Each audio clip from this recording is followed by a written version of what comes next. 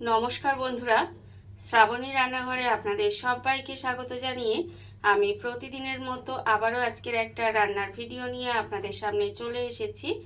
আজকের আমি আপনাদের গন্ধরাজ লেবু দিয়ে ডিমের ঝোলের রেসিপি বানিয়ে দেখাবো। আশা করি আপনাদের ভালো লাগবে। তার জন্য আমার পুরো ভিডিওটা আপনাদের দেখতে হবে। আর দেখা শুরু করার আগে একটা লাইক দেবেন, ভিডিওটা সম্পূর্ণ দেখে সুন্দর একটা কমেন্ট করবেন আর শেয়ার করতে ভুলবেন না। তাহলে চলুন আজকের এই রেসিপিটা আমি কিভাবে বানাচ্ছি সেটা আপনারা একবার দেখে নিন। রান্নাটা করার জন্য প্রথমে আমি এখানে দেখুন গ্যাসটা অন করে একটা ফ্রাই প্যান বসিয়ে দিয়েছি। এইবারে আমি এর মধ্যে দিয়ে দিচ্ছি সর্ষের তেল। এখানে কিন্তু রান্নার জন্য আমি সর্ষের তেলই ব্যবহার করেছি। আপনারা কিন্তু যে কোনো রান্নার তেল ব্যবহার করতে পারেন। এইবারে দেখুন তেলটাকে প্রথমে খুব ভালোভাবে একটু গরম করে নেব। তেলটা কিন্তু এখানে খুব ভালোভাবে একটু গরম করে নিতে হবে।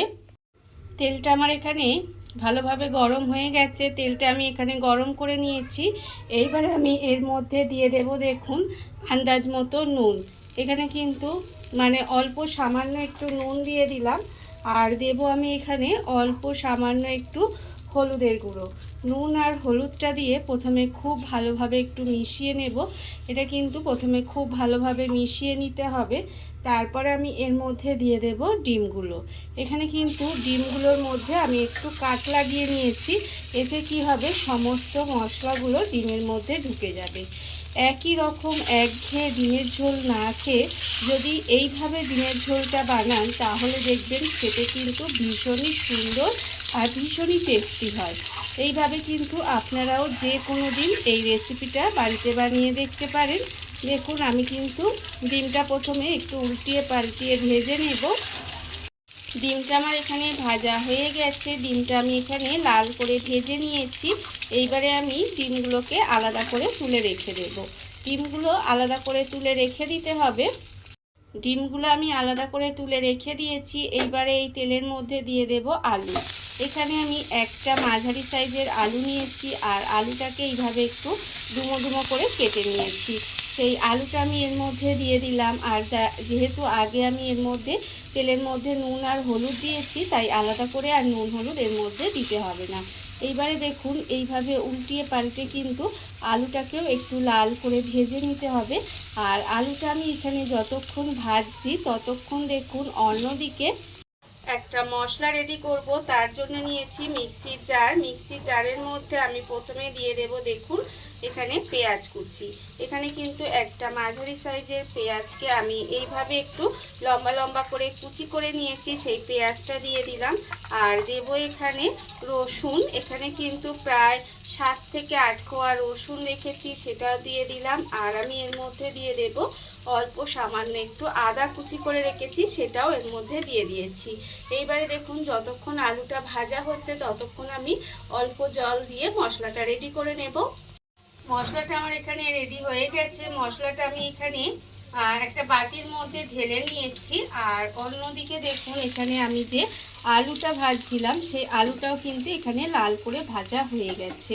এবারে আমি আলুটাকেও কিন্তু আলাদা করে তুলে রেখে দেব। এইভাবে দেখুন আলুটাকেও তুলে রেখে দিতে হবে। আজকের আমি যে রান্নাটা করছি সেটা কিন্তু ভীষণই সহজ রান্না, খেতেও কিন্তু ভীষণ সুন্দর হয়।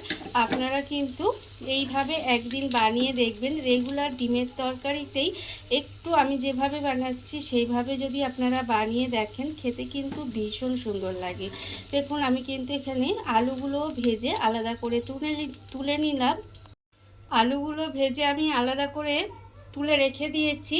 এইবারে এই তেলের মধ্যেই রান্নাটা করব। তার জন্য আমি দিয়ে দিচ্ছি প্রথমে যে পেঁয়াজ আদা রসুন আমি এখানে বেটে রেখেছিলাম সেই বাটা মশলাটা এর মধ্যে দিয়ে দিলাম। বাটা মশলাটা দিয়ে এবারে খুব ভালোভাবে প্রথমে কষিয়ে নেব। এটাকে কিন্তু খুব ভালোভাবে কষিয়ে নিতে হবে যাতে এর মধ্যে কোনো রকম কাঁচা গন্ধ না থাকে। দেখুন একটু সময় নিয়ে কিন্তু এটাকে আমি সুন্দর করে একদম তেল ছাড়া পর্যন্ত কষিয়ে নেব। তাহলে দেখবেন এর মধ্যে কিন্তু কোনো রকম মশলার কাঁচা গন্ধ থাকবে না। এইভাবে একটু কষিয়ে নিতে হবে। মশলাটা আমার এখানে খুব ভালোভাবে কষানো হয়ে গেছে। মশলাটা আমি এখানে সুন্দর করে কষিয়ে নিয়েছি। এইবার আমি এর মধ্যে দিয়ে দেব গুঁড়ো মশলা। এখানে কিন্তু আন্দাজ মতো নুন, হলুদ গুঁড়ো, লঙ্কার গুঁড়ো আর জিরের গুঁড়ো, বাড়িতে থাকে যে সমস্ত সাধারণ মশলা সেই মশলাগুলোই কিন্তু আমি এর মধ্যে দিয়ে দিলাম। এবার যেহেতু গুঁড়ো মশলা দিয়েছি সেই জন্য এখানে অল্প একটু জল দিলাম। জল দিয়ে এবার এই মশলাটাকে খুব ভালোভাবে একটু কষিয়ে নেব, মানে মশলাটাকে সুন্দর করে তেল ছাড়া পর্যন্ত খুব ভালোভাবে একটু কষিয়ে নিতে হবে। মশলা আমার এখানে ভালোভাবে কষানো হয়ে গেছে, মশলা থেকে আস্তে আস্তে তেলটা ছেড়ে দিচ্ছে। যখন এইভাবে মশলা থেকে আস্তে আস্তে তেলটা ছেড়ে দেবে তখন আমি এর মধ্যে দিয়ে দেব যে আলুটা আমি এখানে ভেজে রেখেছিলাম, সেই আলুটা এখানে দিয়ে দিলাম। আলুটা দিয়ে এবার এই আলুটার সঙ্গে কিন্তু মশলাটা একটু সময় নিয়ে সুন্দর করে এটাকে খুব ভালোভাবে কষিয়ে নিতে হবে। আলুর সঙ্গে মশলাটা দিয়ে কিন্তু একদম সুন্দরভাবে কষিয়ে নিয়েছি। এটা কিন্তু একটু ভালোভাবে কষিয়ে নিতে হবে। দেখুন মশলা একদম সুন্দর করে কষানো হয়ে গেছে, মশলা থেকে তেলটাও ছেড়ে দিয়েছে। এবার যখন এইভাবে একটু সুন্দর করে কষানো হয়ে যাবে তখন আমি এর মধ্যে দিয়ে দেব জল।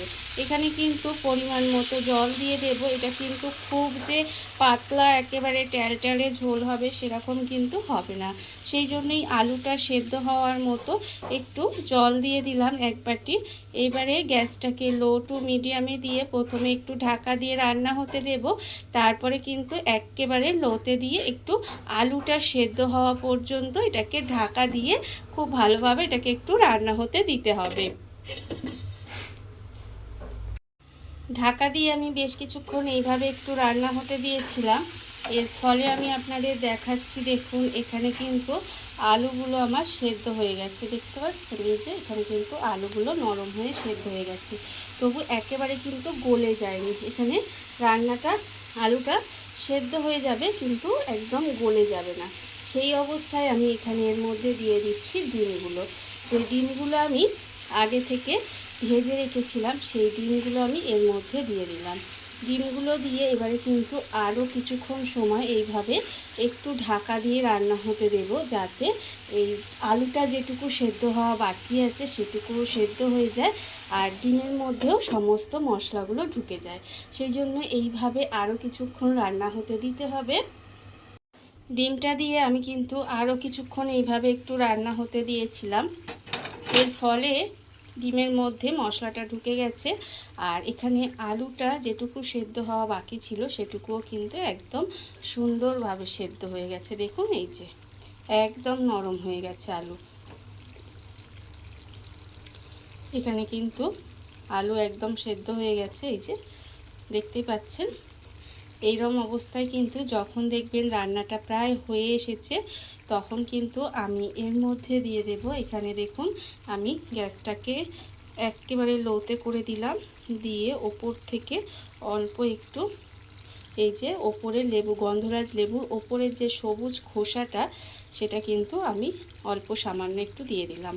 এর মধ্যে কিন্তু সাদা অংশটা যেন একেবারে না যায়, এখানে সবুজ অংশটাই গ্রেট করে রেখেছিলাম সেটা এর মধ্যে দিয়ে দিলাম। এবারে গ্যাসটাকে অফ করে দিলাম। অফ করে দিয়ে এর ওপর থেকে দিয়ে দেব এই যে গন্ধরাজ লেবুর রস। অল্প একটু গন্ধরাজ লেবুর রস দিয়ে দিলাম, দিয়ে এবার এটাকে হালকা হাতে একটু মিশিয়ে নেব। মিশিয়ে নিয়ে কিছুক্ষণ ঢাকা দিয়ে এইভাবে রেখে দেব, তারপরে আপনাদের পরিবেশন করে দেখাবো ঠিক কেমন হলো। দেখুন বন্ধুরা, বাড়িতে থাকা কত অল্প উপকরণে কত অল্প সময় কত সুন্দর একটা গন্ধরাজ লেবু দিয়ে ডিমের ঝোলের রেসিপি তৈরি হয়ে গেছে, আপনারা দেখতেই পেলেন। আর এটা কিন্তু খেতে ভীষণ সুন্দর হয়। এইভাবে আপনারাও একদিন হলেও বাড়িতে বানিয়ে দেখতে পারেন। আর এই ভিডিওটা যদি আপনাদের ভালো লেগে থাকে আপনারা আমার চ্যানেলটা সাবস্ক্রাইব করে এইভাবে আমার পাশে থেকে যেতে পারেন। তাহলে চলুন আজকের ভিডিওটা এই পর্যন্তই। নমস্কার।